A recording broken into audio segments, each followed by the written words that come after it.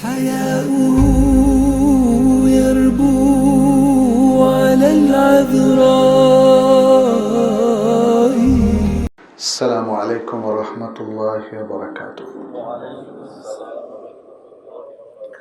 إن الحمد لله نحمده ونستعينه ونستغفره ونعوذ بالله من شرور أنفسنا وسيئات أعمالنا. من يهده الله فلا مضل له ومن يضلل فلا هادي له، وأشهد أن لا إله إلا الله وحده لا شريك له، وأشهد أن محمدًا عبد الله ورسوله. اللهم صل وسلم على نبينا محمد وعلى آله وأصحابه ومن تبعهم بإحسان إلى يوم الدين. أما بعد, আজকে আমরা ইসলামী অর্থনীতির কিছু গুরুত্বপূর্ণ দিক নিয়ে কথা বলব ইনশাআল্লাহ। বিষয় যদিও বলা হয়েছে রূপরেখা, এর ভিত্তি কিংবা এর যে মাসাদের, পাশাপাশি আমাদের করণীয়। এটা পৃথিবীর মতোই বড় একটা বিষয়। আমরা মোটামুটি ইসলামী অর্থনীতির মৌলিক কিছু তত্ত্ব নিয়ে আলোচনা করব ইনশাআল্লাহ। এখানে যে পয়েন্টগুলো আছে এগুলো অনেক বড়, আমি জাস্ট কিছু পয়েন্ট আপনাদের সামনে একটু তুলে ধরি, তারপরে আলোচনার দিকে যাব ইনশাআল্লাহ। প্রথমত, ইসলাম আমাদের জীবনের প্রত্যেকটা দিককেই কিন্তু অন্তর্ভুক্ত করেছে। আমাদেরকে শুধু আকীদা শেখায় নাই, বরং ইবাদত শিখিয়েছে, ইবাদতের তারবিয়তও দিয়েছে, কিভাবে আল্লাহর ইবাদত করতে হবে। পাশাপাশি মুআমালাতের যে নানা রকম দিক রয়েছে, সেগুলোর ব্যাপারেও ইসলামের নির্দেশনা কি সেটাও আমাদের সামনে তুলে ধরা হয়েছে। এবং তার মধ্যে একটা হলো ইসলামী অর্থনীতি। আমাদের মুআমালাতের একটা দিক হলো ইসলামী অর্থনীতি। ইসলামী অর্থনীতির তাহলে সংজ্ঞা কি? ইসলামী অর্থনীতির ক্ষেত্রে ইসলামের যে মূল্যবোধ এবং আখলাকের ভূমিকা, সেটা কি? ইসলামী অর্থনীতিটা কীভাবে আসলো আমাদের কাছে? আমরা কি পাশ্চাত্য জগৎ থেকে অর্থনীতি পেয়েছি, নাকি আসলে ইসলামের নিজেরই একটা অর্থনীতি আছে? তারপর ইসলামী অর্থনীতির মূল স্তম্ভগুলো কি? ইসলামী অর্থনীতি কোন কোন দলিল থেকে আমরা পেয়ে থাকি? এবং ইসলামী অর্থনীতির দুটো গুরুত্বপূর্ণ দিক হচ্ছে এর যে ওনারশিপ, মালিকানা। ইসলামে মালিকানা সত্য, যে এটা রূপরেখাটা কি। তারপরে পাশাপাশি মালিকানার ক্ষেত্রগুলো কি, যেমন ওয়াকফ আছে, এছাড়াও সর্বসাধারণের ব্যবহারের জন্য কিছু সম্পদ আছে, যেমন ঘাস, নদীর পানি কিংবা ইত্যাদি। এরকম এছাড়া আছে জাকাত, আছে খারাজ, এমন সম্পদ যে সম্পদের কোনো পার্সোনাল ওনারশিপ নাই, কিন্তু সামাজিকভাবে এটা সমাজে যে কেউ ভোগ করতে পারে, এরকম সম্পত্তি আছে। তারপরে আছে খনিজ সম্পদ আছে, জিজিয়া, গনিমা ইত্যাদি। আর মালিকানার মধ্যে যেটা ব্যক্তিগত মালিকানা, এগুলো কি করে অর্জিত হয়, এরকম ক্ষেত্রটা অনেক বড়। যেমন বেচা কেনা, কৃষিকাজ, তারপরে বিভিন্ন শিল্প কারখানা, তারপরে লোকাতা, হারানো জিনিস কে পাবে ইত্যাদি। তারপরে মিরাজ সত্ত্ব, উত্তরাধিকার সত্ত্ব। এছাড়া আছে যেমন অন্যের জন্য খাটা, যেটাকে আমরা বদলা দেওয়া বলি, পরিশ্রম করা, নিজেকে কাজের বিনিময়ে যেমন খাদ্য অথবা বেতন ইত্যাদি। আছে যেমন রেন্ট দেওয়া, ইজারা যেটাকে আমরা বলি, হ্যাঁ। তারপরে হেবা আছে, আতিয়া বা দান আছে, হাদিয়া বা উপহার আছে, উপঢৌকন। এরপরে ওসিয়া আছে, উইল করা। এরপরে এছাড়াও মাহার কিংবা সাদাক, মোহরানা ইত্যাদি নানা রকম পদ্ধতির মাধ্যমে মানুষ মালিকানা অর্জন করে থাকে। আচ্ছা, এর বাইরে ইসলামের আছে প্রোডাকশন নীতিমালা, শ্রমিকের অধিকার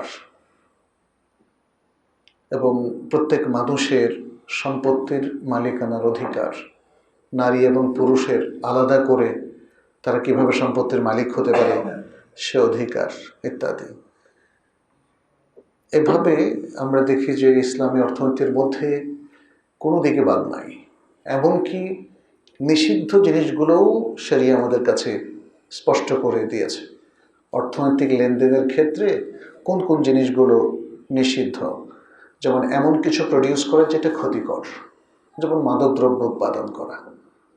তারপরে রিবা, যে কোনো প্রকার রিবা, সুদ। তারপরে বেচা কেনার মধ্যে প্রতারণা করা, ধোঁকাবাজি করা। তারপরে চুরি করা, অন্যের সম্পত্তি জবরদখল করা কিংবা ছিনতাই করা। তারপরে যে কাজ হারাম সেই কাজ দিয়ে টাকা ইনকাম করা, হারাম কাজের ইনকামও হারাম। এরপরে ঘুষ, মনোপলি বিজনেস, জুয়া, মাইসের এবং সম্পত্তি মানুষের ক্ষতি সাধন করে স্টক করে রাখা। তাহলে ইসলামী অর্থনীতির মধ্যে নিষিদ্ধ জিনিসগুলো একদম ব্যাপকভাবে আলোচিত হয়েছে। একটা মুসলিম রাষ্ট্র কি করে তার নাগরিকদের অর্থনৈতিক স্বাচ্ছন্দ্য দিতে পারে, সচ্ছলতা দিতে পারে, এ সম্পর্কে পূর্ণ রূপরেখা আছে। একদম সেই নবী সাল্লাল্লাহু আলাইহি ওয়াসাল্লাম যুগ থেকেই এগুলো আলোচনার বিশাল বিষয়। অর্থনৈতিক যে যেমন ইনকাম, আবার খরচ করা, খরচ করে দেশের জনগণের মানুষের চাহিদা মেটানো, এটার পিছনে তো একটা সূক্ষ্ম প্ল্যানও থাকতে হবে, তাই না? তাহলে এই যে প্ল্যান ভিত্তিক, পরিকল্পনা ভিত্তিক অর্থনৈতিক কর্মকাণ্ড সাজানো, লেনদেনগুলো সাজানো, প্রবৃত্তির যে একটা লক্ষ্যমাত্রা আছে সেটা অর্জন করা ইত্যাদি নানা বিষয় যেটা রাষ্ট্রের সাথে রিলেটেড, এই ব্যাপারে ইসলামের সুনির্দিষ্ট গাইডলাইন আছে। রাষ্ট্র তার সম্পদ কত জায়গায় ব্যয় করবে, কোন কোন জায়গায়, সবটা কি খেয়ে শেষ করবে নাকি শিক্ষা ব্যয় করবে? তারপরে ইসলামী সংস্কৃতি মানুষের মধ্যে ছড়িয়ে দেওয়া, দাওয়া, প্রতিরক্ষা খাত, তাই না, দারিদ্র বিমোচন ইত্যাদি নানা ধরনের খাত আছে। এ সকল খাতে ব্যয় করার সুনির্দিষ্ট নীতিমালা ইসলামের আছে। তারপরে যেমন চ্যারিটির তো অনেক ধরনের চ্যারিটি আছে ইসলামে। এই চ্যারিটিগুলো কিভাবে মানুষ প্রদান করবে, কোনো চ্যারিটি হচ্ছে ফরজ, যেমন জাকাতও এক ধরনের চ্যারিটি বলা যায়, কিন্তু এটা ফরজ চ্যারিটি, এটা বের করতেই হবে। এর বাইরে আছে নফল চ্যারিটি, যেমন সাদাকা। তার বাইরে কিন্তু আরও অনেকগুলো পদ্ধতি আছে, যেমন কাফারা, তাই না? তো এরকম বিভিন্ন ধরনের যে মানে খাতগুলো ইসলাম তার মাসাদের হিসাবে নির্ধারণ করেছে, মাসাদের উদ্দৌলা আল ইকতিসাদিয়া, সেগুলো নিয়েও ইসলাম সুস্পষ্ট রূপরেখা দিয়েছে। খরচ ইসলামী অর্থনীতির আরেকটা গুরুত্বপূর্ণ অনুষঙ্গ, কনজামশন, খরচ ইত্যাদি, এই ব্যাপারেও ইসলামের সুনির্দিষ্ট রূপরেখা আছে। আন-নাফাকা আলান নাফস, নিজের উপর খরচ করা, নিজের স্ত্রীর জন্য খরচ করা, সন্তান সন্ততির জন্য খরচ করা, বাবা মায়ের জন্য খরচ করা, প্রতিবেশীর জন্য খরচ করা, আবার অন্য মুসলিম ভাই বোনদের জন্য খরচ করা, রাষ্ট্রীয় খাতে খরচ করা ইত্যাদি। তাহলে সমস্ত জায়গায় ইসলামের রূপরেখা আছে। শুধু তাই না, ইয়তীম, মিসকিন এবং আরও সমাজের যে বিভিন্ন প্রকার নিডি মানুষ আছে তাদের জন্য আমাদের করণীয় কি, সেখানে ইসলামের আছে চমৎকার গাইডলাইন। অতএব অর্থনীতি বলতে শুধুমাত্র বাজার আর ব্যাংক এটা বোঝার কোনো কারণ নাই। আমাদের জীবনের সাথে ওতপ্রোতভাবে অর্থনৈতিক কর্মকাণ্ডগুলো জড়িত, অনেকগুলো দিক আছে এটার সাথে। অর্থনৈতিক কর্মকাণ্ডের বাইরে আসলে আমাদের জীবনের একটা দিনও কাটানো কঠিন, তাই না? তো ইসলাম কি এত গুরুত্বপূর্ণ ব্যাপারে গাফেল থাকতে পারে? অবশ্যই না। কিন্তু দুর্ভাগ্যজনক হচ্ছে সেই তুলনায় কিন্তু পড়াশোনা নাই আমাদের। দেখেন আমাদের মাদ্রাসা সিলেবাসে ইসলামের অর্থনীতি নাই, খুব সামান্যই আছে। মনে হয় যেন জীবনের এটা একটা অতি নফল বা অতিরিক্ত একটা বিষয়। আর আমাদের এই মেম্বারের কথা যদি বলি, মেম্বারে অর্থনৈতিক খুতবা কয়টা দেওয়া হয় বলেন তো, তাই না? মানুষের জীবনের এত কর্মকাণ্ড অর্থনৈতিক, সেখানে গাইডলাইনটা কি হতে পারে, তাই না? মোটা দাগে কিছু হালাল জানলাম আর হারাম জানলাম, এটা কি যথেষ্ট? এটা যথেষ্ট না। আমি এই জন্য আপনাদের সামনে জিনিসগুলো তুলে ধরলাম যে এতগুলো বিষয় আছে, সেগুলো তো আমরা আসলে সেভাবে আলোচনায় নিয়ে আসি না। এটা আলোচনা আনা দরকার। এরপরে অর্থনৈতিক কর্মকাণ্ডের মধ্যে আরেকটা গুরুত্বপূর্ণ হচ্ছে অকুদ বা চুক্তিসমূহ, বিভিন্ন রকম চুক্তি। আজকে যদি আপনি কর্পোরেট লেভেলে যান, ব্যবসা বাণিজ্যের চুক্তি, এমনকি আপনি যে মুদি দোকানে কিছু ইনভেস্ট করছেন, আপনার চুক্তিটা কি ঠিক হলো, শরিয়া ভিত্তিক হলো, তাই না? এটাও তো ভেবে দেখার বিষয় আছে। আমাদেরকে অনেকে প্রশ্ন করেন যে আমি মুদি দোকানে 1050 টাকা লাগাইলাম, সে অনুযায়ী আমি 50,000 বা 1 লাখ টাকা দিলাম, জায়েজ আছে কিনা? দেখেন, জিজ্ঞেস করে জায়েজ আছে কিনা। তার মানে চুক্তিটা কিভাবে ইসলাম ভিত্তিক হবে, এটা তো একটা মৌলিক জিনিস। সেই জ্ঞানটুকু আমাদের অনেকের নাই। খুব দুর্ভাগ্যজনক, আমাদের অনেকের তো কিতাবুত তাহারার জ্ঞানও নাই, কিতাবুস সালার, তাই না? যেটা আমাদের প্রতিদিন কয়বার ওযু করতে হয়? হ্যাঁ, কমপক্ষে 5 বার। যদি প্রত্যেক সালাতের জন্য তিনি 1 বার করে ওযু করেন, এই কথাটা ভেঙে বললাম। অনেকে বলবেন তো আমি তো এক ওযুতে 5 ওয়াক্ত পড়ি। এখন এক ওযুতে 5 ওয়াক্ত পড়াটা আসলে টাফ, তারপরেও অসম্ভব না। কিন্তু একাধারে অনেক দিন তো আর সম্ভব না মানুষের, তারপরে নিষ্কাশনের প্রয়োজন হয়। যাই হোক, তাহলে আমাদের দৈনন্দিন জীবনে অনেক কাজ আজকে আমরা জানি না। দ্বীনের প্রতি আমাদের একটা বিশাল অনাগ্রহ আছে। শুধুমাত্র অল্প কিছু জিনিস জানলেই আমরা মনে করি দ্বীনের বিষয়ে আমাদের জানা হয়ে গেছে। সুবহানাল্লাহ, এটা থেকে উঠে আসতে হবে আমাদের। আজকের আলোচনার শুরুতে আমি সেদিকে আহ্বান জানাচ্ছি যে আমাদের এই জায়গা থেকে উঠে আসতে হবে। আমাদেরকে দ্বীনের জরুরি জ্ঞান এক জায়গায় সীমাবদ্ধ করলে হবে না। যে কাজগুলো মিম্মা তাউম্মু বিহিল বালওয়া বলা হয় আরবিতে, মিম্মা তাউম্মু বিহিল বালওয়া, যেগুলো বারবার করতে হয় আমাদেরকে, এই কাজগুলোর ক্ষেত্রে ইসলামিক গাইডলাইন জানতেই হবে। ইসলামিক গাইডলাইন না জানলে দেখা যাবে যে আমাদের এই কাজগুলোর মধ্যে নানা রকম ভুল বিভ্রান্তি তৈরি হচ্ছে। আচ্ছা, এখানে প্রথম যে পয়েন্টটা, সেখান থেকে আমরা একটু আসি। সেটা হচ্ছে আল ইসলামু শামিলুন লিকুল্লি জানিবিন মিন জাওয়ানিবিল হায়াত। ইসলাম আমাদের জীবনের প্রত্যেকটা দিককে অন্তর্ভুক্ত করে।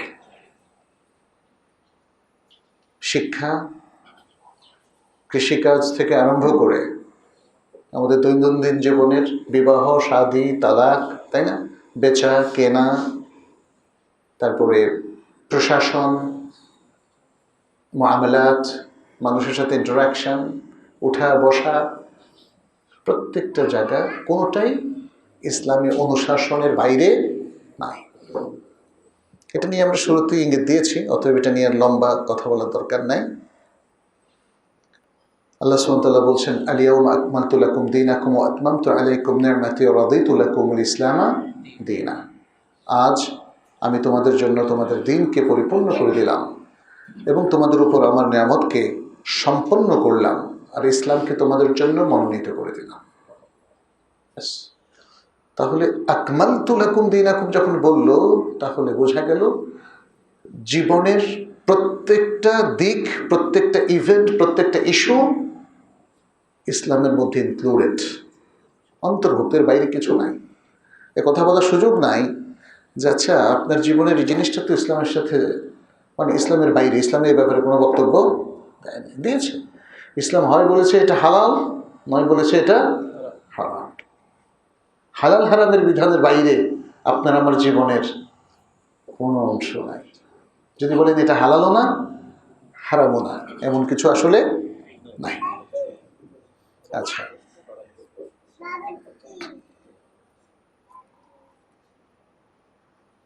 সুবহানাল্লাহ।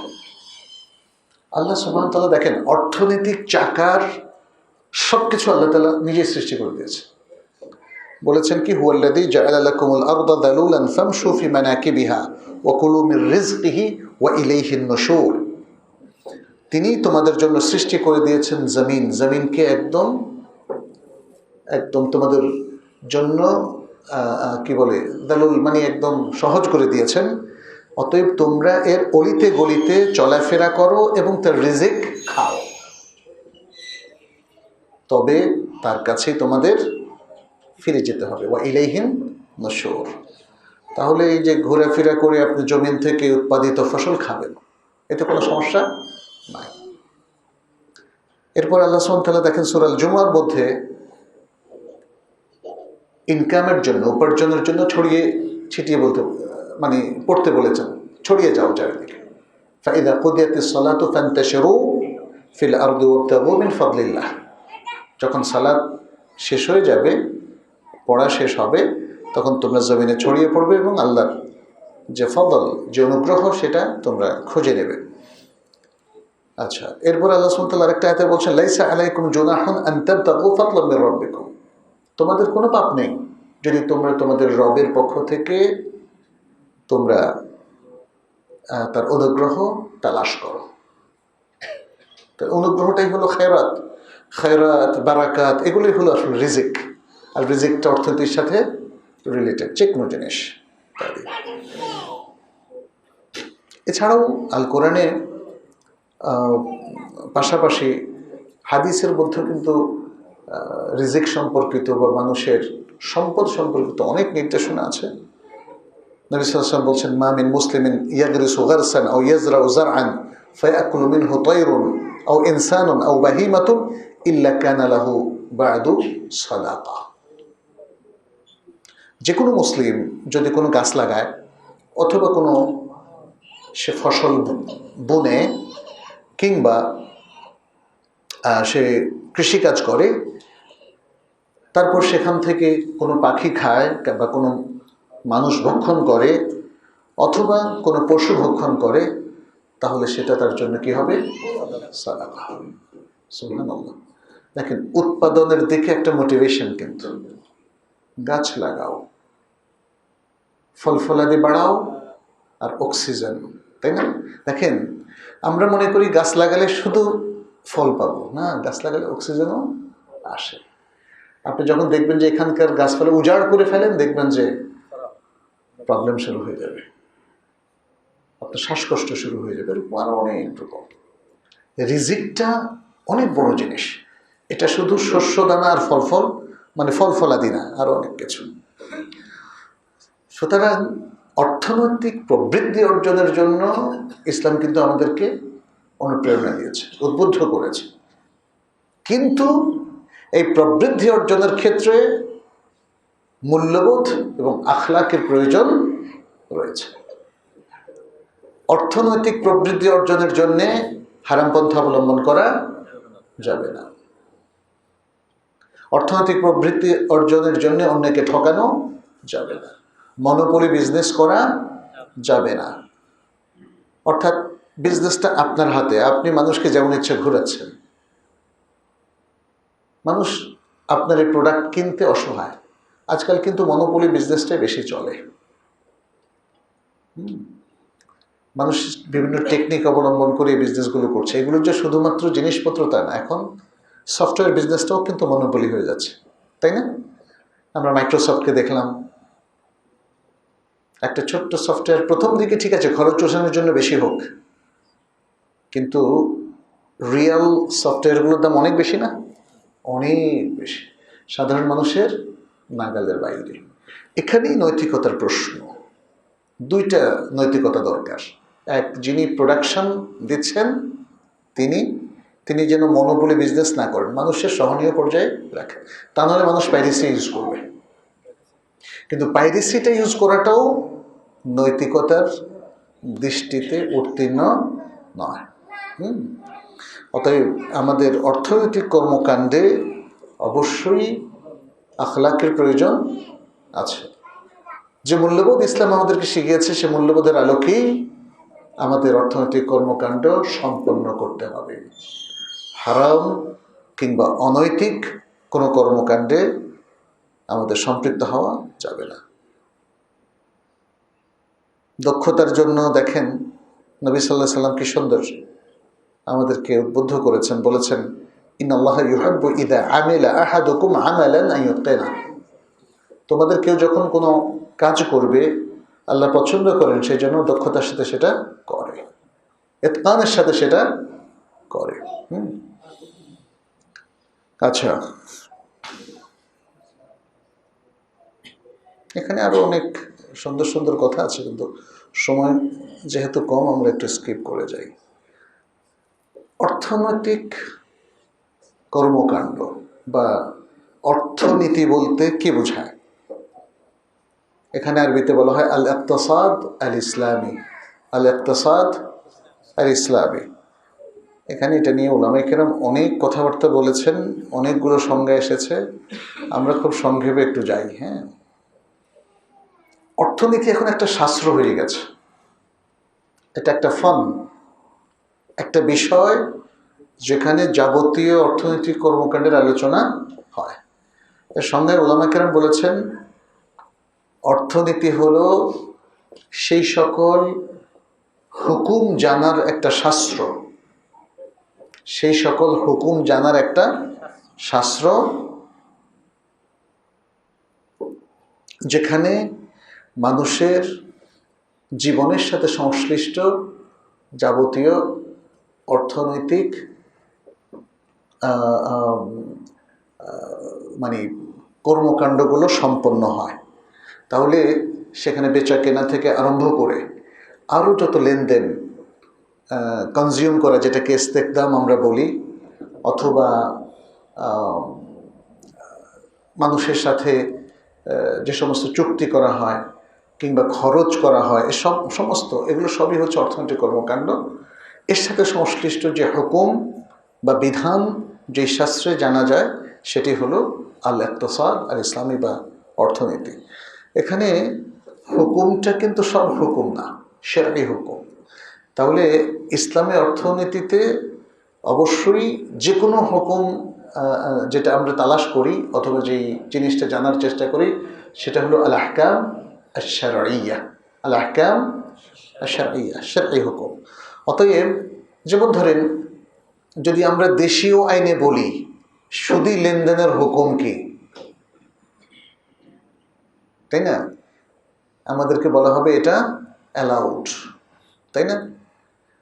ব্যাংকে যদি আপনি টাকা রাখেন এরপর সুদ পান, সেই সুদটা আপনি তোলেন এবং খান, দেশীয় আইনে কি এটা কোনো অপরাধ, ত্রুটি, দণ্ডনীয় না? কিন্তু শরঈ আইনে এটা আপনি খেতে পারবেন না, এটা শাস্তিযোগ্য, ইসলামের দৃষ্টিতে পাপ। রাষ্ট্রীয়ভাবে সুদ খেলে এর শাস্তি ইসলাম ওইভাবে নির্ধারণ করে দেয় নাই, কিন্তু এটাকে পাপ হিসেবে চিহ্নিত করেছে এবং পরকালে এর বিশাল শাস্তি আল্লাহ দিবেন। তাইলে এটা শাস্তিযোগ্য অপরাধ এবং পাপ।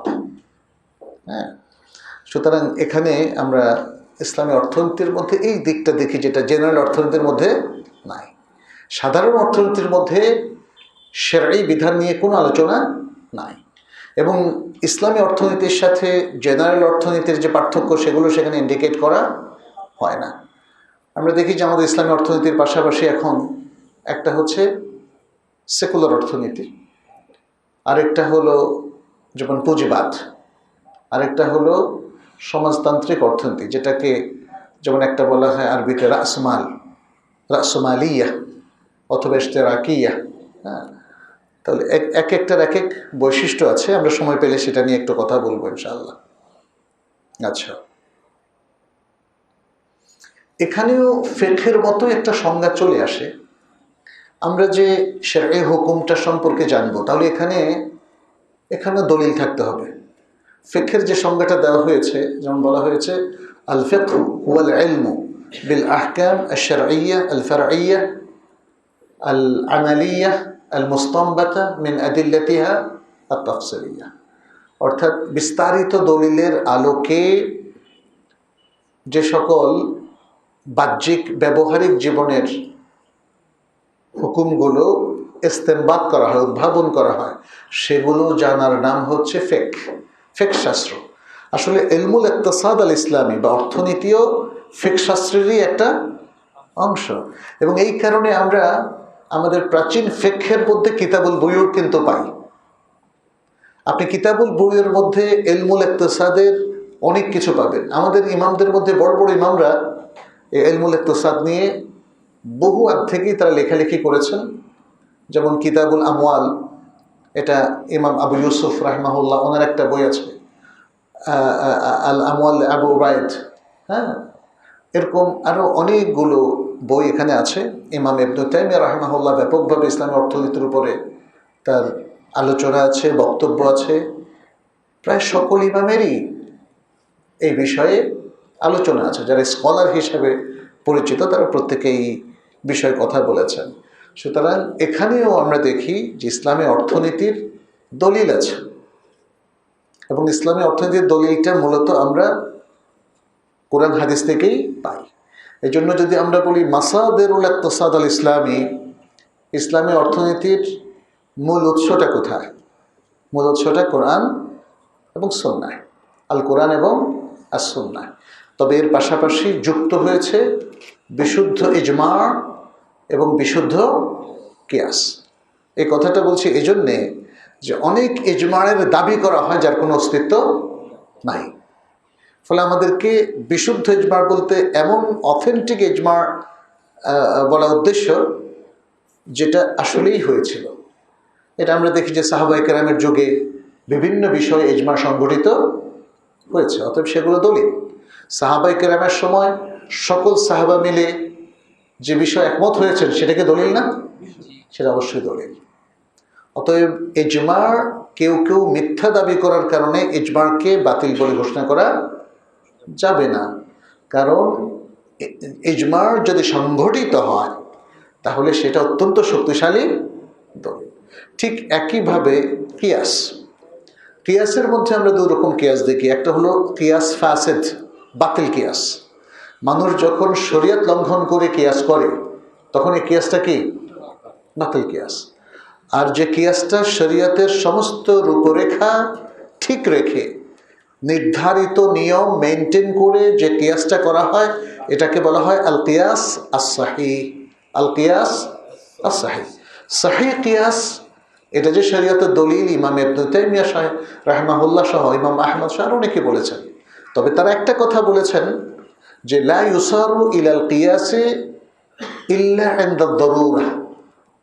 কিয়াসের দিকে আমরা জরুরতের সময় যাব, যখন কোরআন সুন্নাহর কোনো স্পষ্ট দলিল থাকবে না তখন আমরা কিয়াসের দিকে যাব। আর কিয়াস মানেই হচ্ছে শরীয়তের এমন দলিল যেটা অনুরূপ একটা জিনিসের পক্ষে দলিল আছে, সেই দলিলে হুকুম বর্ণনা করা আছে, তার অনুরূপ আরেকটা জিনিস আমরা পেলাম কিন্তু সেখানে হুকুম বর্ণনা করা নাই। তাহলে বোঝা যাচ্ছে দুটো জিনিস যেহেতু সিমিলার, ইল্লতের দিক থেকেও সিমিলার, তাহলে হুকুমের দিক থেকেও সিমিলার হবে।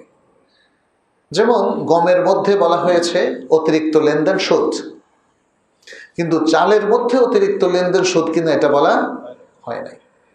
গম হলো ছোট ছোট দানাদার শস্য, চাল কি একই রকম দানাদার শস্য। গম আমাদের প্রধানতম খাদ্যের মধ্যে একটা, চালও আমাদের প্রধানতম খাদ্যের মধ্যে একটা। তাইলে গমের ক্ষেত্রে অতিরিক্ত দিলে এটা কি হবে? সুদ হবে। তাহলে চালের ক্ষেত্রে কি হবে? আমরা কি বলবো যে চালের ক্ষেত্রে অতিরিক্ত দিলে জায়েজ হবে? না। দুটোই যেহেতু সব দিক থেকে সিমিলার এবং এখানে কিয়াসের সব শর্ত পাওয়া যাচ্ছে ঠিক মতো, অতএব গমের উপর কিয়াস করে চালের উপরে যদি কেউ অতিরিক্ত লেনদেন করে তাহলে সুদ বলে গণ্য হবে এবং সেটা হারাম হবে। অতএব গমের উপরে কেউ যদি সুদ ধার্য করে সেটা যেমন হারাম, চালের উপরে সুদ ধার্য করলে সেটাও হারাম। তাহলে কিয়াসের ব্যবহারের ক্ষেত্রে আমাদের শুধু সাবধান থাকতে হবে যে কিয়াসটা যেন শুদ্ধ হয়, আর কিয়াস যেন নেক নিয়তে ব্যবহার করে।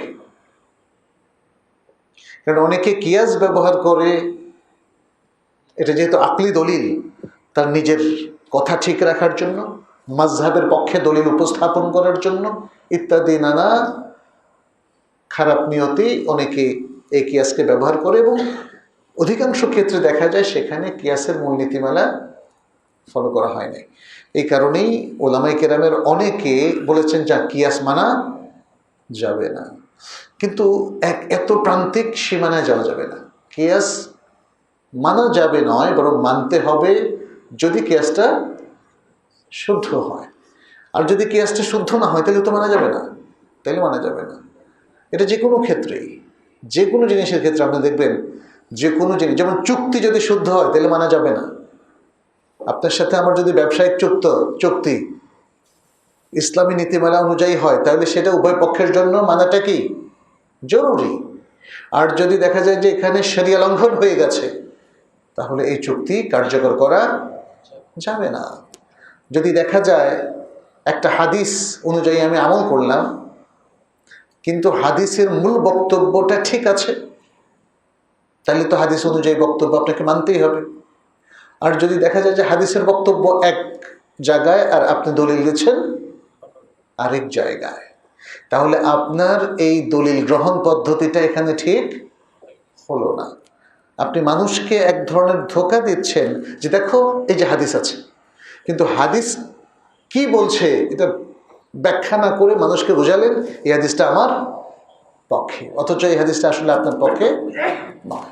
তাহলে হাদিসের এরকম ব্যবহারও তো শরীয়ত সম্মত না। কোরআন হাদিসকে টু দ্য পয়েন্ট তুলে ধরতে হবে, একটু মানি দেখতে। কোরআন হাদিস টু দ্য পয়েন্ট তুলে ধরতে হবে।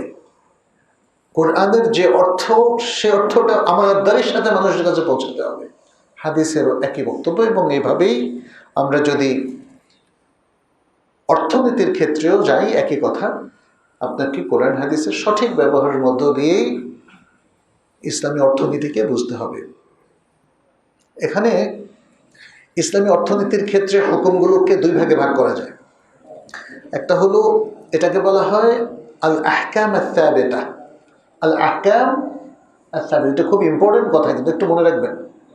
একটা হলো আল আহকাম আস-সাবিতা, স্থায়ী হুকুম, কোনো পরিবর্তন হবে না।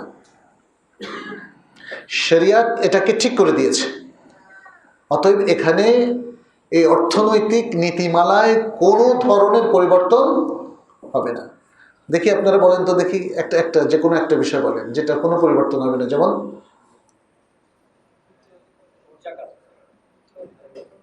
হ্যাঁ, যাকাত ফরজ হওয়াটাও পরিবর্তন হবে না, ঠিক আছে, এটাও অর্থনৈতিক একটা বিষয়। আরও আছে উত্তরাধিকার বন্টন ফিক্স করা, তাই না? ওয়ারিস কারা কারা হবে, কারা কারা হবে না, তাই না? এখন যদি নতুন করে, যেমন আমাদের বাংলাদেশে রব উঠেছে যে ভাই বোনের মধ্যে দুজনকে সমান করে দিয়ে দেবে, কোরআন লঙ্ঘন করার মতো, এটাকে কি বলবো আমরা, এটাকে সাহসিকতা বলা যাবে না, এটা হলো ধৃষ্টতা। ইয়েস, ধৃষ্টতা দেখাচ্ছে, এটা ধৃষ্টতা। আল্লাহর আইনকে লঙ্ঘন করাটা হলো ধৃষ্টতা। এটা তো কোনো মুসলিম দেখাতে পারে না, তাই না? ঠিক তেমনি আরও আছে। ধৃষ্টতা কিন্তু আমাদের সমাজগুলোতে দেখিয়ে চলেছে আর আমরা মেনেই চলেছি। আরেকটা হলো কি? সুদ। وأحل الله البيع وحرم الربا وأحل الله البيع وحرم الربا। আল্লাহ বেচাকেনাকে হালাল করেছেন আর সুদকে হারাম করেছেন। সুদকে তো আল্লাহ সুবহানাহু ওয়া তাআলা বেশ কয়েকটা সূরাতে হারাম করার ঘোষণা দিয়েছেন। সূরা রুমের মধ্যে তিনি মানুষকে দেখেন ইন্টেলেকচুয়ালি অ্যাড্রেস করেছেন সুদের ব্যাপারে। বলেছেন ওয়ামা আতাইতুম মিন রিবান লিয়ারবু ফি আমওয়ালিন নাস ফালা ইয়ারবু ইনদাল্লাহ। তোমরা যে সুদটা দিয়ে থাকো যেন মানুষের সম্পদ বাড়ে, টাকায় টাকা আনে, বুঝছেন না? দেখেন ওরাও কি সুন্দর প্রবাদ বানাইছে, টাকায় টাকা আনে। কারণ টাকার উপর সুদ ধার্য করে দেখবে যে বেড়ে যাচ্ছে। হ্যাঁ, এনজিও গুলো খুব চড়া সুদে আমাদের দেশে মানুষকে হেল্প করে, মানুষকে হেল্প করে এত চড়া সুদে যে তাদের টালমাটাল অবস্থা হয়ে যায়। আমি গ্রামে গঞ্জে তো নানা কারণে যেতে হয়, অনেক জায়গায় শুনলাম এই সুদটা নাকি অ্যানুয়াল 60% পর্যন্ত পৌঁছে যায়। 60%। এটা বহু লোকে বলেছে যারা বিভিন্ন এনজিও থেকে গ্রামে গঞ্জে ওই যে এটাকে ক্ষুদ্র ঋণ বলে, ক্ষুদ্র ঋণ নিচ্ছে। আর সুদটা কিন্তু আল্লাহ সুবহানাহু ওয়া তাআলা ফিক্স করে দিয়েছেন। এবং সূরা রুমের মধ্যে কি বললেন? যে মানুষ সম্পদ বাড়ানোর জন্য সুদ নেয়, সুদ দেয়। তোমরা যে সুদটা সম্পদ বাড়ানোর জন্য দিচ্ছ এটা আল্লাহর কাছে বাড়ে না। আচ্ছা, কিভাবে বাড়বে বলেন তো? টাকা দিয়ে আপনি আপনার টাকা বাড়াচ্ছেন, যারা সুদ খাচ্ছে তারা নিজের টাকা বাড়াচ্ছে। মানুষের হাতে যে টাকা, মানুষ দেখেন প্রচুর পরিশ্রম করে যে টাকাটা ইনকাম করে, চড়া সুদে সে মহাজনদেরকে সেটা দিয়ে দিতে বাধ্য হয়, কিন্তু তার কিন্তু তেমন জীবনের পরিবর্তন হয় না। একটি বিশাল চাপের মধ্যে আছে। আপনারা যদি গ্রামে গঞ্জে যান দেখবেন এই মহাজনী প্রথায় যারা সুদ নিয়ে কাজ করে, স্বল্প আয়ের মানুষ ক্ষুদ্র ঋণ নেয়, এটা কিন্তু দারুণ চাপের মধ্যে আছে, এটা দারিদ্র দূর হয় না। অথচ বিনিময়ে যদি যাকাত ভিত্তিক আপনি ক্ষুদ্র সাহায্যের ব্যবস্থা করেন, আমরা ক্ষুদ্র ঋণ বলবো না, ক্ষুদ্র সাহায্য, বরং ইসলামে আরেকটা হতে পারে ক্ষুদ্র বিনিয়োগ। ক্ষুদ্র বিনিয়োগ, ক্ষুদ্র বিনিয়োগটা ইসলাম জায়েজ আছে। আমি আপনাকে খুব অল্প লাভে বললাম যে আপনি বিজনেস করেন, সেখান থেকে আমাকে 10% প্রফিটের 10% দিয়ে 90% আপনার। সাধারণত মুসলিমরা যারা মানুষকে হেল্প করতে চায় যাতে মূলটা ফিরে আসে, এই জন্য। আর যদি কেউ ফেরত দিতে না পারে তাহলে 10%। 10%টা কি? এই 10%টা কিন্তু মূলধনের না, এটা হলো প্রফিটের। মূলধনের 10% বললে এটা সুদ হয়ে যাবে। মূলধনের 10% বললে এটা কি হবে? সুদ হবে। তাহলে ইসলামে ক্ষুদ্র বিনিয়োগও জায়েজ আর ক্ষুদ্র সাহায্যও জায়েজ। আপনি যাকাত যদি 50,000 টাকা একজন লোককে দেন, দেখবেন সে স্বাবলম্বী হয়ে যাবে, কিন্তু তাকে এটা ম্যানেজ করতে শিখতে হবে। সে যদি বলে 50,000 পাইছি, তাহলে আমার কয়দিন যাবে হিসাব করি, প্রতিদিন 1,000 টাকা করে, তাহলে আমার 50 দিন যাবে, মাশাআল্লাহ। 50 দিন পরে আবার সে আইসা হাত পাতবে। কিন্তু সে যদি এই 50,000 টাকা দিয়ে একটা ভ্যান কিনে আর প্রতিদিন 5 থেকে 6,000 টাকার তরকারি সে বিক্রি করে, ওই তরকারির লাভ থেকে তার প্রায় 2,000 টাকা লাভ হবে। এক বেলা যদি সে তরকারি বিক্রি করে, সকাল থেকে নিয়ে দুপুর 2টা-3টা পর্যন্ত, তাহলে এটা হলো একটা কৌশল, ম্যানেজারিয়াল ক্যাপাসিটি, কৌশল, যাতে করে সে সচ্ছল হতে পারে। এই জন্য ইসলামের যে ক্ষুদ্র সাহায্য আর ক্ষুদ্র বিনিয়োগ, এটা অনেক ইফেক্টিভ, কিন্তু ক্ষুদ্র ঋণটা আসলে সত্যিকার অর্থে ইফেক্টিভ না। আর আল্লাহ কেন বললেন আল্লাহর কাছে বাড়ে না? আমি আপনাকে 10,000 টাকা দিলাম, আপনি খেয়ে ফেললেন, এখন যেখান থেকে পারেন আপনি আবার আমাকে 12,000 টাকা জমা দিন, তো বাড়লো কোথায়? টাকা কি টাকা জন্ম দেয়? টাকার ঘরে কি টাকা হয়? টাকার পেটে টাকা হয়? তো তো বাড়লো কোথায়? বাড়লো না তো। ফেলাইয়ারবু এই জন্য সুদী অর্থনীতিতে আপনি প্রায় সময় দেখবেন কিছুদিন পর পর মন্দা, কারণ রিয়েল প্রোডাকশন সুদী অর্থনীতির মধ্যে হয় না। এই জন্য আল্লাহ সুবহানাহু এটা চান না। আল্লাহ এত সুন্দর সম্পদ দিলেন, উদ্যোক্তা হওয়ার মতো আপনাকে ব্রেন দিলেন, কাজ করার মতো আপনাকে ক্ষমতা দিলেন, জমিনে উর্বরতা দিলেন, আরো কত সম্পদ আছে জমিনের মধ্যে যেগুলোকে একটু খাটালেই উৎপাদন বাড়ে, ভ্যালু অ্যাড হয়, সম্পত্তি বাড়ে, প্রোডাকশন বাড়ে। ইসলাম সবসময় ওই দিকে আমাদেরকে উদ্বুদ্ধ করে, কারণ প্রোডাকশন বাড়লে মানুষের সচ্ছলতা বাড়ে। মানুষ সত্যিকার অর্থে ধনী হয় তখন যখন তার পার ক্যাপিটা প্রোডাকশন বেড়ে যায়। আর যদি প্রোডাকশন না বাড়ে, শুধু সমাজের মধ্যে কিছু লোকের কাছে সম্পদ পুঞ্জীভূত হয়ে যায়, তখন সেই সমাজ উন্নত হয় না। বুঝতে পারছেন? সমাজের মধ্যে ভারসাম্য থাকে না, গুটি কতেক মানুষের কাছে সম্পত্তি পুঞ্জীভূত হয়ে যায়। ইসলাম কখনোই এটা চায় না, যাতে সম্পদশালীদের সম্পদ আবার সাধারণ মানুষের কাছে চলে আসে। এই জন্য ইসলাম নানা হুকুম দিয়েছে, এর মধ্যে একটা হলো যাকাত। নেশাব কিন্তু খুব বেশি না, সম্পত্তি একটা লেভেলে পৌঁছার পরেই আপনার উপর যাকাত চালু হয়ে যায়। এটা খুব চমৎকার। আমাদের অনেক ভাইয়েরা তারা একটু একটু ব্যাখ্যা বিশ্লেষণের পার্থক্য আমি বলবো, কিন্তু আমার কাছে মনে হয় তারা খুব মনক্ষুণ্ণ যে এত অল্প টাকা যাকাত হবে কেন। এই জন্য তারা বলে স্বর্ণ দিয়ে আমরা ধরব। কিছু কিছু স্কলার সেটা বলেন, বাংলাদেশে অনেককে দেখলাম বললো যে স্বর্ণ দিয়ে ধরলে এখন 7.5 ভরির হলো 15-20 লাখ টাকার কমে যাকাত হবে না। এখন স্বর্ণের দাম তো এখন চূড়ান্ত, প্রায় 2 লাখ টাকা ভরি না, কাছাকাছি। তাহলে 7.5 ভরি স্বর্ণের দাম কত? 14-15 লাখ টাকা কয়জনের কাছে আছে আপনাদের বলেন তো? সারা বছর এর নিচে যেতে পারবে না, গেলেই আবার নেশাব বাতিল, আবার নতুন করে নেশাব শুরু হবে। আর যদি রূপার নেশাবটা ধরি, তাহলে আপনার কাছে 80-90 হাজার টাকা রূপার বাজার দেখে আপনি ঠিক করবেন, হলেই কিন্তু যাকাত দিতে হবে।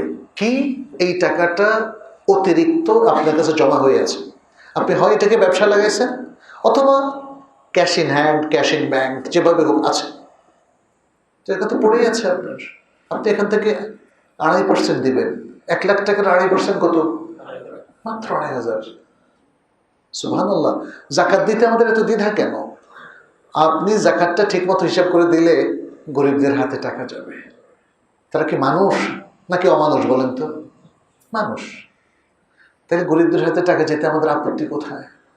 আমাদের রাসূল সাল্লাল্লাহু আলাইহি সাল্লাম তো নেশাব পরিমাণ দূরের কথা, কোনো সম্পত্তি তিনি বাসায় রাখেন নাই। দেখেছেন কখন এই যে বিশাল টিলার মতো সম্পত্তি হয়ে যেত, দান করে সব শেষ। আপনার হাদিসগুলো পড়ে দেখেন, নবী সাল্লাল্লাহু আলাইহি সাল্লাম কোনোদিন এই ধরনের সম্পত্তি থেকে কিছু নিয়ে তার বাসায় রাখেন নাই, কোনো সম্পত্তি তিনি জমা করেন নাই। আমরা কেন এত জমা করব? সম্পত্তি জমা করাই যত সমস্যা। সম্পত্তি জমা করে যদি মানুষের হাতে ছেড়ে দিতেন, আর মানুষকে এন্টারপ্রেনারশিপ শেখাতেন, মানুষকে উদ্যোক্তা হওয়া শেখাতেন, যেভাবে রাসূল সাল্লাল্লাহু আলাইহি সাল্লাম শিখিয়েছে, তাহলে যে কোনো জনপদ খুব দ্রুত সমৃদ্ধ হয়ে যেত। ইসলামের প্রত্যেকটা সোসাইটি আপনি দেখেন খুব সমৃদ্ধ হয়ে গেছে, মানুষের অভাব অনেকাংশে মিটে গেছে। কখনো কখনো কোনো খালিফাদের সময় আমরা শুনেছি অনেক জনপদে, অনেক শহরে যাকাত নেওয়ার মতো লোককে খুঁজে পাওয়া যেত না। এত সমৃদ্ধি কি করে আসলো? কারণ মানুষ নিজের কাছে সম্পত্তি পুঞ্জীভূত না করে ছেড়ে দিয়েছে ওদের। আর সবাই একটা নৈতিকতার মধ্যে আছে। একজন মানুষ তার প্রয়োজন নাই, আর আপনি তার কাছে নিয়ে গেছেন, ভাই আমার কাছে 1 কোটি টাকা আছে, যাকাত নিয়ে নেন। না রে ভাই, আই ডোন্ট নিড যাকাত, I have sufficient with me, আমার যথেষ্ট আছে, আমি যাকাত নেব না। এটা ইসলামের এডুকেশন।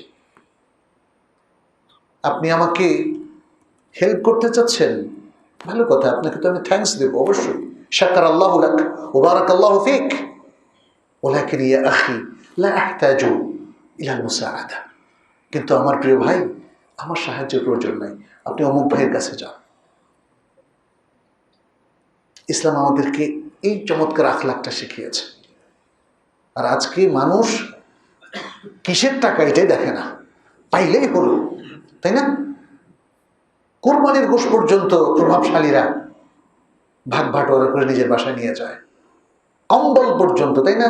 গরিবের কম্বল পর্যন্ত নিয়ে যায়। কি অদ্ভুত মানসিকতা! আমাদের এডুকেশনের বড় ধরনের প্রবলেম আছে। আমরা মুসলিম, বাট ইসলামের আখলাকটা আমরা নিতে পারি নাই, শিখতে পারি নাই। হ্যাঁ, এই অর্থনৈতিক প্রবৃদ্ধির জন্য ইসলামের আখলাকটা দরকার। যাই হোক, এখানে বলতেছিলাম যে ফিক্স যে হুকুমগুলো ইকতিসাদ ইসলামের মধ্যে আছে, তার মধ্যে একটা হলো সুদ হারাম ইলা ইয়াউমিল কিয়ামা, ইলা ইয়াউমিল কিয়ামা। আপনি সুদ যে নামেই চালু হোক না কেন, সেটা হারাম এবং হারাম এবং হারাম। এই জন্য সুদ সম্পর্কে আপনাদের ক্লিয়ার আইডিয়া থাকতে হবে। এখন মানুষ নানা রকম ব্যাখ্যা দাঁড় করায় সুদটা খাওয়ার জন্য। আরে ভাই, সুদ তো অত্যন্ত নিকৃষ্ট ইনকাম, এটা থেকে বাঁচার জন্য আপনি চেষ্টা করবেন। আমরা যারা সরকারি চাকরি করি, সেখানে প্রভিডেন্ট ফান্ডের সুদ দেয়। এখন এটা কেমনে হালাল করা যায়, এই চিন্তা অনেকের মধ্যে। আমরা স্পষ্ট করে বলেছি, যারা আমাদের এমপ্লয়ার তারা বলছে এটা ইন্টারেস্ট, আর আপনি বলতেছেন না এটা হালাল। কেমনে হয়? আমি যদি ভাই বলি, ভাই এই জিনিসটা সুদের, আপনি একটু নেন, খান, আপনি খাবেন? সুদ বলার সাথে সাথে তো আপনি, তাহলে মনে রাখবেন অনেক টাকা হতে পারে, সুদের টাকা যদি আপনার কাছে জমা হয়, এটা খাওয়া যাবে না, এটা খাওয়া যাবে না, কনজিউম করা যাবে না। উলামায়ে কেরামে ইখতিলাফ করার নানা কারণ থাকতে পারে, বাট যেটা সুদ সেটা ক্লিয়ার। আপনি দেখেন এমপ্লয়ার এই টাকাটা কিভাবে বিনিয়োগ করেছে। তারা মাসে ফিক্স অ্যামাউন্টটা এখান থেকে প্রফিট বের করে পরে সেটা আপনাকে দিচ্ছে। আপনি বরং বলবেন একথা, আপনি এটাকে জায়েজ না করে আপনি বলবেন আমাদের টাকাটা ইসলামিক পদ্ধতিতে খাটানো হোক। প্রত্যেকটা টাকা ইসলামিক পদ্ধতিতে খাটানোর কিন্তু সুযোগ আছে। অতএব এটা হতে পারে। অথবা এমনভাবে দেওয়া হোক, যেমন সৌদি আরবে কোম্পানিগুলো দেয়, সেটি হচ্ছে আপনার প্রভিডেন্ট ফান্ডে যত টাকা আপনার বেতন থেকে কেটে জমা হবে, তত পরিমাণ কোম্পানি তাবাররু করবে, ডোনেট করবে আপনাকে। তাহলে তার সুদ হলো না? আপনি যদি এখন এটাকে বলেন এটা ঘুরে ফিরে একই কথা, নো, একই কথা না, একই কথা না। একটা হলো আপনি আমার এখানে সার্ভিস দিয়েছেন, আবার আপনার বেতনে 10% আমি কেটে রেখেছি, তাহলে আমি আপনার সাথে একমত হলাম, আপনি যদি 5 বছর বা 10 বছর আমার এখানে সার্ভিস দেন, তাহলে আপনার থেকে যত টাকা কেটে রেখেছি সেই পরিমাণ টাকা আমি আপনাকে উপহার হিসাবে অথবা এই হিসাবে দিব। এটা তো কোনো বিনিয়োগের সাথে কোনো শর্ত নাই, কোনো পার্সেন্টেজের শর্ত নাই, হ্যাঁ, তাই না? সুদের মুআমালাটা ভিন্ন। তাহলে দেখা যাচ্ছে প্রভিডেন্ট ফান্ডটাকেও আমরা এমন একটা সিস্টেমে দিতে পারি যে সিস্টেমে কোনো সুদ হবে না। কিন্তু আমরা এতই মানে কি বলবো, এতই গাফেল যে এই যে রন্ধ্রে রন্ধ্রে সুদের যে সিস্টেমগুলো আছে, এটাকে ইসলামাইজ করার জন্য আমাদের কোনো মাথা ব্যথা একদমই নাই। আচ্ছা, তাহলে আমরা এখানে দেখলাম যে ইসলামে অনেকগুলো হুকুম ফিকহের মধ্যে যেমন আছে, সালাতের মধ্যে যেমন আছে, আকীদার মধ্যে যেমন আছে, ফিক্সড এরিয়া, এর মধ্যে কিয়ামত পর্যন্ত কোনো পরিবর্তন আসবে না। আমাদের ইকতিসাদ ইসলামের মধ্যেও সেরকম কিছু আছে। এর মধ্যে আরেকটা হলো ঘুষ। হালাল না হারাম? মানুষ কিন্তু হালাল করে ফেলছে, তাই না? ডাকাতি করা, চুরি করা, মানে হারামের বেশ কিছু জিনিস আছে ফিক্সড। অন্যায়ভাবে কারো সম্পত্তি জবরদখল করা হারাম, তাই না? ঠিক তেমনি হালালও অনেকগুলো ফিক্স আছে, বেশ কিছু পদ্ধতি হালাল। আপনি যদি ট্রেডিং করেন, বেচা কেনা করেন, সরাসরি স্পষ্ট বেচা কেনা, বেচা কেনার কিছু বৈশিষ্ট্য আছে, ওই বৈশিষ্ট্যগুলো থাকলে এটা অবশ্যই জায়েজ হবে। আমি আপনার কাছে এটা বিক্রি করলাম, আপনাকে কবজ করতে হবে, তারপর আপনার মালিকানা প্রতিষ্ঠিত হবে, তার আগে না। এবং লেনদেনের যে শরঈ নির্দিষ্ট পন্থা আছে সেটা করতে হবে। তাইলে আল্লাহ বলছেন ওয়া আহাল্লাহুল বাইআ, বেচা কেনাকে তিনি হালাল করেছেন। তাহলে অর্থনৈতিক কর্মকাণ্ডে ফিক্সড অনেক জিনিস হালাল আছে, আবার ফিক্সড অনেক জিনিস হারাম আছে, এগুলো কিয়ামত পর্যন্ত আর কোনো পরিবর্তন হবে না। আপনি যদি আঙ্গুরের রস খান, হালাল না হারাম? হালাল। কিন্তু আঙ্গুরের রসের মধ্যে যদি মাদকতা তৈরি হয় তাহলে হালাল না হারাম? হারাম। অনেক মদ তৈরি করা হয় আঙ্গুরের রস থেকে। ভাত হালাল না হারাম? আমাদের বাংলাদেশের দেশি মদ কিন্তু ভাত দিয়ে বানায়, ভাত পচায়া বানায়। হালাল না হারাম? এই জিনিসগুলোতে কোনো ধরনের অপব্যাখ্যা দাঁড় করানো যাবে না। দ্বিতীয় হচ্ছে, বেশ কিছু হুকুম আছে যেগুলোতে ইজতিহাদ হতে পারে, যেগুলোতে ইজতিহাদ হতে পারে। এটা আমাদের মাথায় রাখতে হবে। আমি যে নিজের মন মতো সব কিছুকে হারাম করে দিচ্ছি, আবার সব কিছুকে হালাল করে দিচ্ছি, এই জায়গায় এটা হবে না। এই ইখতিলাফের ক্ষেত্রে আপনি দেখবেন কেউ বলছে হালাল, কেউ বলছে হারাম। এখন আমরা দেখব যে কার দলিল গ্রহণ পদ্ধতিটা ঠিক আছে, শরীয়তের দলিল কার পক্ষে, তাহলে সে অনুযায়ী এখানে নির্ধারিত হবে, সে অনুযায়ী এখানে নির্ধারিত হবে। তাহলে ইজতিহাদের জায়গাগুলোতে কিন্তু মতভেদ করার সুযোগ আছে। এই জায়গায় আমরা একজন আরেকজনের উপর চড়াও হওয়ার কোনো সুযোগ নাই। হতে পারে আপনারটা আমার দৃষ্টিতে হাস্যকর হতে পারে, তা আমি নিজেই হাসি, ঘরের মধ্যে মানুষের সামনে আপনাকে নিয়ে হাসাহাসি না করি, কি বলো, তাই না? এটা মনে রাখতে হবে। আমরা হচ্ছে কি, যখন আমার কাছে মনে হয় আমাদের ফিকহি মত একটা খুব দুর্বল, ওটা নিয়ে আমরা খুব তাচ্ছিল্য করি, খুব বাজে কথা বলি, এটা কিন্তু শরীয়ত সম্মত নয়। আপনার কাছে যেটা এখন শক্তিশালী, দেখবেন এটা নিয়েও অনেকে তাচ্ছিল্য করতে পারে, তার কাছে এটা খুবই মনে হয় জানি নজরুল্লাহ সাহেব কিসের দলিল দিলেন, এটা তো খুবই দুর্বল। এটা হতেই পারে, হতেই পারে, কিন্তু কর্তব্যটা কি? কর্তব্য হচ্ছে আপনি যদি মনে করেন যে আমার উচিত এই মতটা পরিবর্তন করে, তাহলে আমার সাথে কথা বলেন এবং আমাকে মুকনা করেন, আমাকে কনভিন্স করেন যে আপনার দলিলটা দুর্বল আর আমি যে দলিলটা দিচ্ছি এটা সবল। কারণ দলিল তো বোঝার ক্ষমতা আমাদের সবারই আছে, তাই না? এক্ষেত্রে নেগোসিয়েশনই হচ্ছে সবচেয়ে বেটার। কিন্তু মনে রাখবেন, আপনি যদি বলেন এই যে ইখতিলাফি মাসালাগুলোতে আমি তো ওনার উপর হুজ্জত কায়েম করে আসছি, কারণ শক্ত মানুষ, কথা শুনে না, এটা কিন্তু হবে না। মনে রাখতে হবে আমরা প্রথম শ্রেণীভুক্ত জিনিসে এখানে ইখতিলাফ করছি না, আমরা ইখতিলাফ করছি দ্বিতীয় শ্রেণীভুক্ত, যেখানে ইখতিলাফ করা যায়, যেখানে ইজতিহাদ এর সুযোগ আছে। এটা অন্য যে কোনো আমলের ক্ষেত্রেও। ফিকহের মধ্যে দুটো শ্রেণী, একটা শ্রেণী হুকুম হলো এগুলো ফিক্স, এগুলো কিয়ামত পর্যন্ত পরিবর্তন হবে না। সেই জায়গায় যদি কেউ ব্যত্যয় করে তাহলে কিন্তু তাকে আমরা ভ্রষ্ট বলতে কোনো অসুবিধা নেই। কেউ যদি বলে বর্তমান জামানায় আধুনিক যুগ, এখানে সুদ ছাড়া আগে চলে, সুদ এখন থেকে হালাল, যদি কেউ একথা বলে তাকে কি আমরা ভ্রষ্ট বলতে অসুবিধা আছে? যে যদি কেউ বলে দেখেন ঘুষ ছাড়া এখন আর চলে না, অতএব ঘুষও এখন হালাল, যদি কেউ কথা বলে এটা গ্রহণযোগ্য হবে না।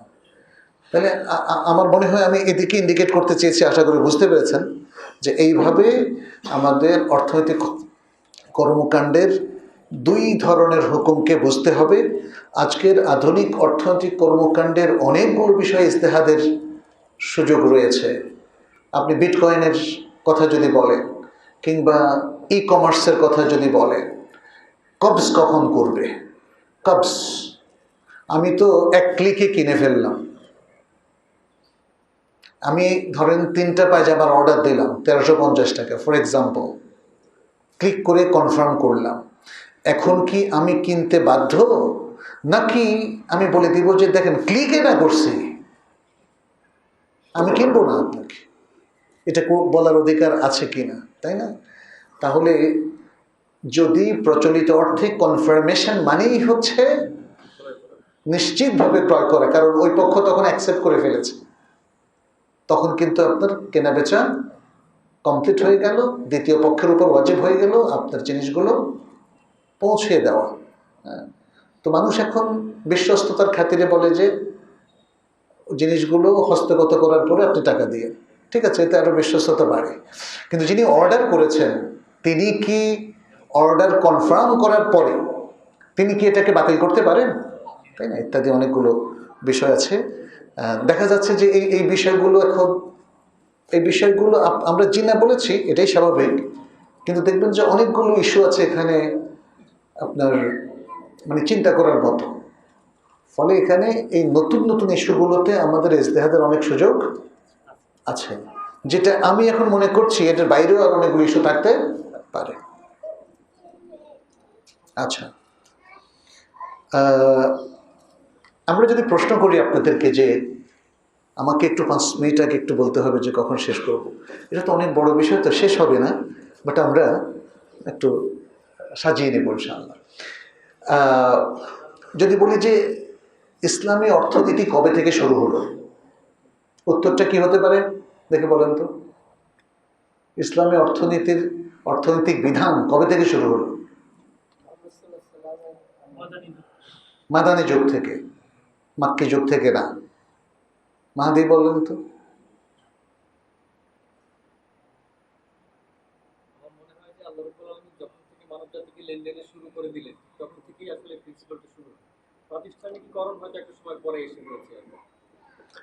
মানে আমরা তো মানে ইসলামের যুগের কথা বলছি, একদম প্রাগৈতিহাসিক না। ইসলামের একদম শুরু থেকেই ইসলামিক অর্থনৈতিক বিধান চালু হয়, সোজা উত্তর। কারণ আপনি একটু আগে তো শুনলেন আহাল্লাহুল বাইআ ওয়া হাররামার রিবা, তাইলে ইসলামের একদম শুরু থেকেই বেচা কেনাও ছিল, রিবাও ছিল। আল্লাহ বেচা কেনাকে হালাল করেছেন আর রিবাকে হারাম। অর্থনৈতিক লেনদেনের মধ্যে এই দুটোই হলো মূল, বেচা কেনা এবং সুদী লেনদেন। আজকে সারা বিশ্বে সুদী লেনদেন ছড়িয়ে পড়েছে।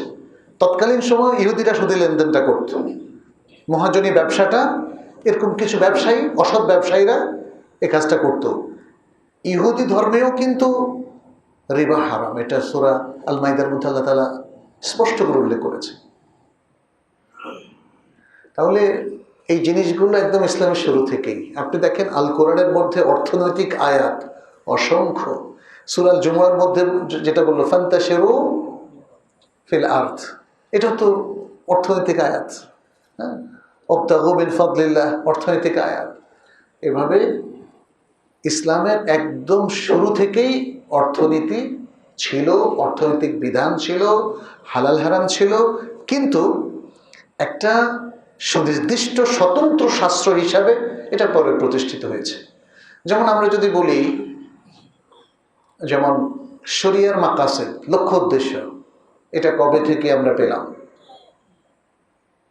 সে কোরআনের সাথেই পেলাম, তাই না? কোরআন বলেছে না ওয়া আকিমিস সালাতা লিযিকরি, আল্লাহ বলছেন আমাকে স্মরণ করার জন্য সালাত পড়ো। তাহলে লক্ষ্যমাত্রা তো একদম শুরু থেকেই, কিন্তু মাকাসিদুশ শরিয়া একটা আলাদা শাস্ত্র হিসাবে, এটা পরে একটা শাস্ত্র হিসাবে এটা সাজানো গোছানো হয়েছে কোরআন হাদিসের দলিলের আলোকে।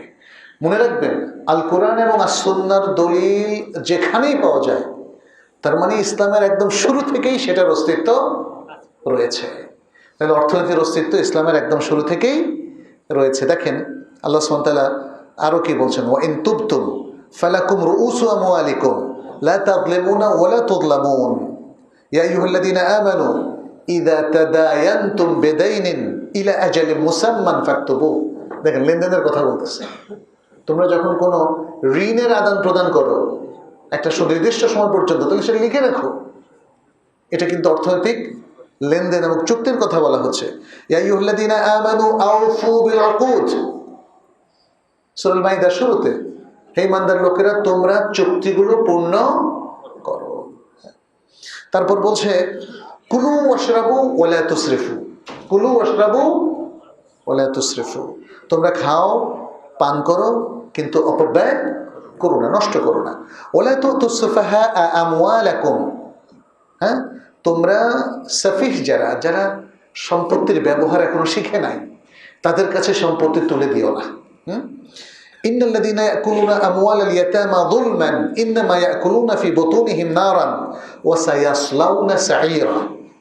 আল্লাহ বলছেন যারা ইয়েতিমদের সম্পদ ভক্ষণ করে, জুলুম করে, তারা তো তাদের পেটে আগুন ছাড়া আর কিছুই পূর্ণ করছে না, আর অচিরেই তারা জাহান্নামে প্রবেশ করবে।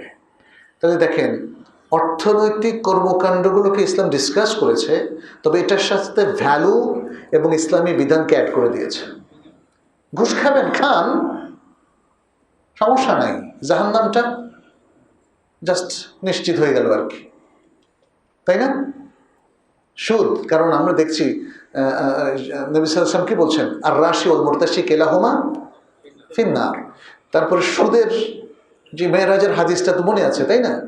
সেখানে যে সুদ খাবে, তুমি নবী সাল্লাল্লাহু আলাইহি ওয়াসাল্লাম সুদখোরদের শাস্তি দেখেন না? দেখেছিলেন। অতএব পৃথিবীতে যদি কেউ মনে করেন যে খাবেন এবং কোনো সমস্যা নেই, হ্যাঁ আপাত দৃষ্টিতে সমস্যা নাই, কিন্তু আসলে সমস্যা আছে আছে। তাহলে ইসলাম প্রত্যেকটা বিধানকে মোরালিটির সাথে কানেক্ট করে দিয়েছে, আমাদেরকে তাম্বিহ করার জন্যে যে তোমরা অর্থনৈতিক কর্মকাণ্ড করো, ওকে, জীবনের প্রয়োজনে অর্থনৈতিক কর্মকাণ্ডের প্রয়োজন আছে, বাট ভুলে যেও না তুমি মুসলিম, ভুলে যেও না তুমি আল্লাহর বান্দা, ভুলে যেও না আল্লাহ প্রত্যেকটা জায়গায় একটা বিধান দিয়েছেন। এটাও ভুলে যেও না সম্পত্তি তোমার ওনারশিপে যেতে পারে, কিন্তু আসল ওনার কে? আল্লাহ। দেখেন, আপনার সম্পত্তির আসল মালিক কে? আল্লাহ। এজন্য দেখেন, আপনার অধিভুক্ত সকল সম্পত্তি যদি যাকাতযোগ্য হয় এবং নেশাব পরিমাণ পৌঁছে, আল্লাহ তো আসল মালিক, এই জন্য বলছে 2.5% দিয়ে দাও। আপনি বলুন আমি দিতে চাই না আল্লাহ, কিন্তু আপনার এই কথাটা গ্রহণযোগ্য হবে না। আল্লাহ বলছেন দিয়ে দাও, তবে আপনাকে দিয়ে দিতে হবে, কারণ সম্পত্তির মূল মালিক কে? আল্লাহ। আপনি তো মারা যাওয়ার পরে তো শেষ, এই সম্পত্তি কেউ, পৃথিবীর কেউ আপনার দিকে নিসবত করবে না। আচ্ছা, সম্পত্তির ক্ষেত্রে আমরা বিভিন্ন মতবাদ দেখি। পুঁজিবাদের মধ্যে, পুঁজিবাদকে ক্যাপিটালিজম বলা হয়, এবং এটা হলো সেকুলার ওয়ার্ল্ডের খুবই জনপ্রিয় একটা অর্থনৈতিক মতবাদ, পুঁজিবাদ। এই পুঁজিবাদের মধ্যে পুঁজির মালিক যে কেউ হতে পারে, যেভাবে ইচ্ছা হতে পারে, এবং পুঁজিবাদের মধ্যে কিছু এথিক্স নাই আমি বলবো না, কিছু আছে, কিন্তু ইসলামিক এথিক্স এখানে নাই। যেমন জোর করে ছিনতাই করে আপনি টাকা নিয়ে যাবেন, এটা পৃথিবীর কেউ অ্যাকসেপ্ট করবে না। কিন্তু হালাল হারাম, যেমন ধরেন আপনি ইউরোপ আমেরিকাতে যাবেন, সেখানে মদের মানে ব্যবসা বাণিজ্য একদম ওপেন, কিন্তু এটা তো আল্লাহ সুবহানাহু ওয়া তাআলা ইন্নামাল খামরু ওয়াল মাইসিরু ওয়াল আনসাবু ওয়াল আজলামু রিজসুম মিন আমালি শাইতানি ফাজতানিবুহু বলে নিষেধ করে দিয়েছে। অতএব পুঁজিবাদের মধ্যে এরকম একটা পার্থক্য আছে। আরেকটা পার্থক্য হচ্ছে ওনারশিপ। পুঁজিবাদীতে একনিষ্ঠভাবে সম্পত্তির মালিককে মনে করা হয়, কিন্তু ইসলামের সম্পত্তির মূল মালিক মনে করা হয় না, বিশ্বাস করা হয় এটা আল্লাহর, এটা আল্লাহর। অতএব আল্লাহর সম্পত্তি যখন আমার কাছে থাকে, এটা এক ধরনের আমানত। দেখেন, তাহলে আমি এই সম্পত্তির আমানতদার, আসল সম্পত্তির মালিক হলেন আল্লাহ।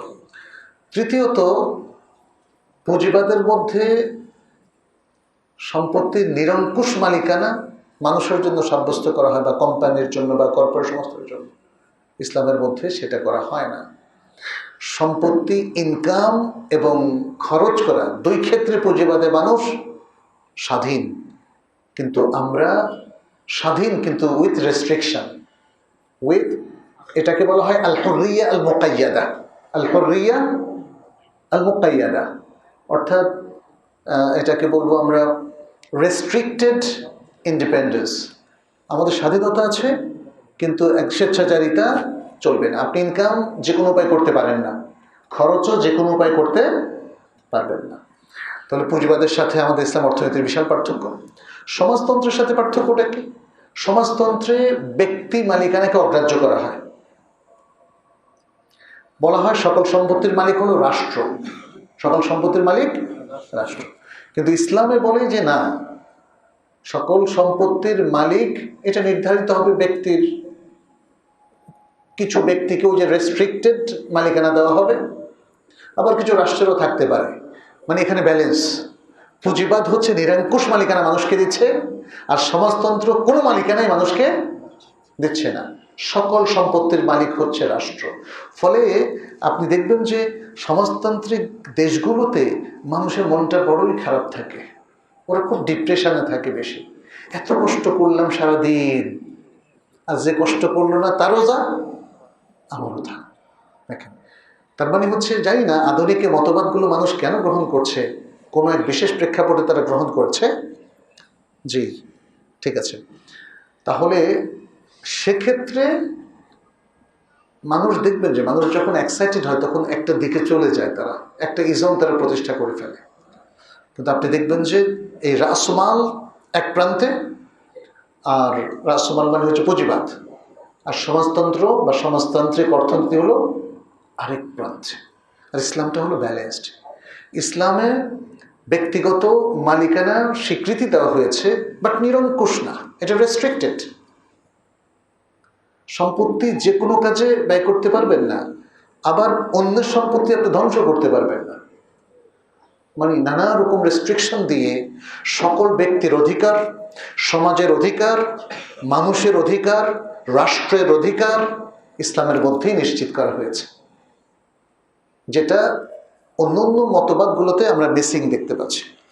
অতএব কোনো সন্দেহ নেই, আজকের যুগে আমাদের ইসলামের এই বিধানটা আধুনিক অর্থনীতির সবচেয়ে সফল জিনিস বা সফল পদ্ধতি ইসলামের মধ্যেই নিশ্চিত হয়। এই জন্য আপনি দেখবেন যে আজকের আপনি যদি, মানুষ তো পুরোপুরি ইসলামটাকে এখনো ওইভাবে চর্চা করে নাই, এর মধ্যেও দেখবেন যে ইসলাম তার যে প্রোডাক্টিভিটি বাড়িয়ে দিয়েছে সেটা কিন্তু সুদী সিস্টেমের মধ্যে নাই। আমেরিকাতে 2008 সালে একবার অর্থনৈতিক মন্দা হলো, তারপরে আবার গত কয়েক বছর অর্থনৈতিক মন্দা দেখা দিল। তাহলে এই যে সুদ কিন্তু আমাদেরকে বারবার মন্দার দিকে দেখা দিচ্ছে। মানে যেটা পাশ্চাত্যের দেশগুলোতে হয়, আপনি সুদ শোধ করতে পারতেছেন, আরেকটা কোম্পানি আপনার সুদ কিনে আরেকটু চড়াই দিল, থার্ড কোম্পানি এসে সুদটাকে আরেকটু চড়াই দিল, ফোর্থ কোম্পানি সুদটা এসে আপনাকে আরও বেশি লায়াবিলিটিসের মধ্যে ফেলে দিল।